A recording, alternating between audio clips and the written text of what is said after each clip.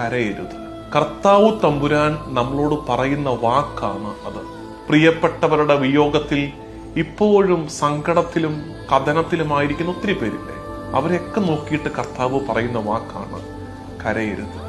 ജീവനുമുയിരും ഞാനാകുന്നു, കരയരുദേവം കരുണയോടന്തികമാർന്നഖിലേശൻ ശാന്തി പൊഴിഞ്ഞു. ജീവനും ഉയിരും ഞാനാകുന്നു. ഞാൻ ജീവനായതുകൊണ്ട് നീ കരയാതിരിക്കുക.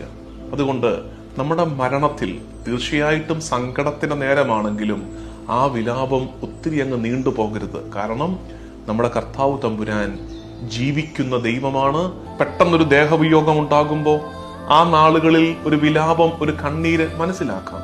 പക്ഷെ എല്ലാ കാലം തുടരാൻ പാടുണ്ടോ? നമ്മൾ വീണ്ടും ജീവിതത്തിന്റെ ക്രമത്തിലേക്ക് തിരികെ വരണ്ടേ? യാഥാർത്ഥ്യ ബോധത്തോടെ ജീവിതത്തെ